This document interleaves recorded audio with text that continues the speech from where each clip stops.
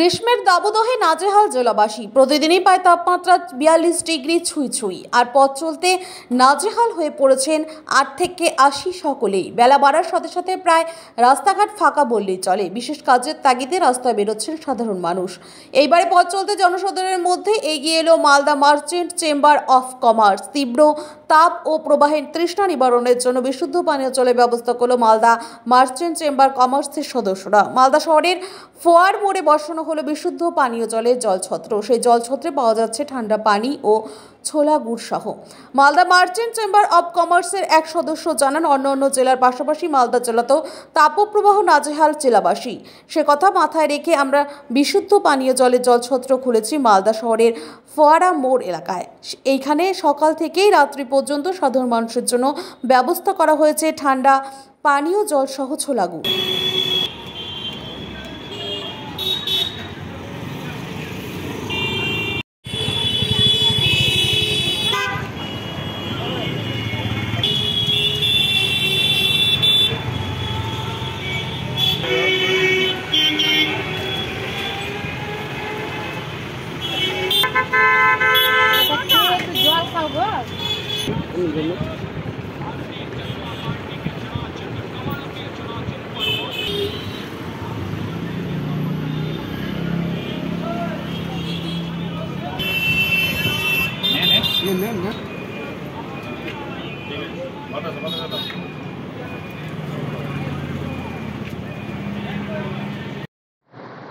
আমরা যা গরম পড়েছে, কিছুদিন ধরে যে তাপদাহ চলছে চারিদিকে, তাতে পথ চলতি সাধারণ মানুষের অবস্থা খুবই খারাপ।